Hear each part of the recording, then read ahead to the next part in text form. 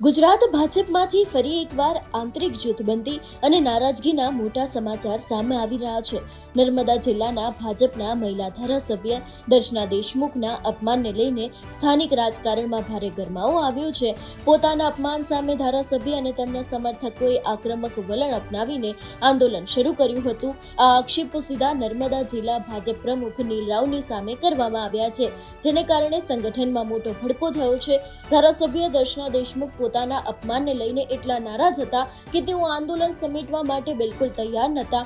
સ્થિતિ વધુ ન વણસે તે માટે સ્થાનિક આગેવાનો તાત્કાલિક તેમને મનાવવા માટે દોડી આવ્યા હતા. બીજી તરફ મામલો પ્રદેશ કક્ષાએ પહોંચતા ગાંધીનગરથી હાઈકમાન્ડ પણ એક્શનમાં આવ્યું હતું. પ્રદેશ કાર્યાલયમાંથી વરિષ્ઠ નેતાઓ દ્વારા ધારાસભ્ય સાથે ટેલિફોનિક વાતચીત કરીને તેમને શાંત પાડવાના સઘન પ્રયાસો છે તે કરવામાં આવ્યા હતા. આ આખા રાજકીય હંગામાનો અંત ત્યારે આવ્યો જ્યારે ભાજપના પ્રદેશ મહામંત્રી પ્રશાંત કોરાટ દ્વારા આ મામલે સીધી દરમિયાનગીરી કરવામાં આવી. પ્રશાંત કોરાટે આ વિવાદમાં યોગ્ય ન્યાય તોડવાની અને સમગ્ર વિવાદની જવાબદારી સ્વીકારતા આખરે ધારાસભ્ય અને સમર્થકોએ આંદોલન સમેટવાની સત્તાવાર જાહેરાત કરી છે. પ્રદેશ નેતાગીરીની આ ખાતરી બાદ સંગઠનને હાલ પૂરતો રાહતનો શ્વાસ લીધો છે. આંદોલન ભલે સમેટાયું હોય, પરંતુ વિવાદ હજુ પણ શમ્યો નથી. સોમવારે નર્મદા ભાજપના સિનિયર નેતાઓની એક મજબૂત ટીમ પ્રદેશ હાઈકમાન્ડ સમક્ષ લેખિત રજૂઆત કરવા માટે ગાંધીનગર જવાની છે.